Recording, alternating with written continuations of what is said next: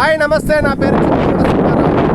ఈరోజు సత్తెనపల్లి నియోజకవర్గం నీడిపాలెం అనే విలేజ్ వచ్చారండి. ఈయన పేరు పుల్లయ్య గారి చేను దగ్గరకు వచ్చామండి. ఈ పుల్లయ్య గారి చేన్ని శ్రీనివాసరెడ్డి గారు పరిచయం చేశారు. ఈయన ఇంకొక ఫార్మర్ గారు ఉన్నారు, శాఖమూరి విశ్వేశ్వరరావు గారి చేను దగ్గరకు వచ్చామండి. పుల్లయ్య గారి చేను ఈయన ఇప్పటికి ఫర్టిలైజర్ మొక్కలు వేసి మినిమం 25 నుంచి 30 రోజులు అవుతుందంట. ఇప్పుడు రెండోసారి మందు పెట్టడం కూడా ఆల్మోస్ట్ అలా అయిపోయింది. కానీ ఈ టైంలో నేను ఈ మొక్కలు ప్రజెంట్ ఇట్లా ఉన్నవి. ఈ మొక్కలు చూసి ప్రజెంట్గా ఫర్టిలైజర్ వద్దండి, ఒక్కసారి పొటాష్ వాడండి. పొటాష్ వాడితే 80 నుంచి 100 రోజుల దాకా మందులు వాడే పని లేదండి, ఫర్టిలైజర్ వాడే పని లేదు.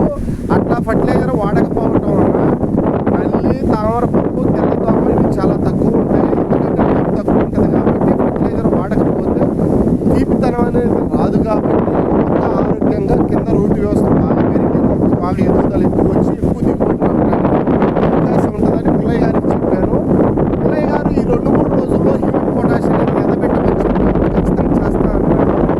నెక్స్ట్ ఇది ఎదబెట్టినాక 25 నుంచి 30 రోజుల్లో నెక్స్ట్ వీడియోలో ఈ పుల్లయ్య గారితో మాట్లాడిస్తామండి. మొక్కలు ఒకసారి పుల్లయ్య గారు చేను చూడండి ఎట్లా ఉన్నాయో.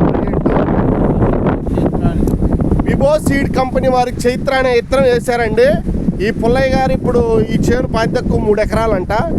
నెక్స్ట్ ఒక 15 డేస్కి ఒక విజిట్, 15 డేస్కి ఒక విజిట్, అట్లా మినిమం మ్యాక్సిమం ఈ సంవత్సరం 10 విజిట్లు చూస్తాం.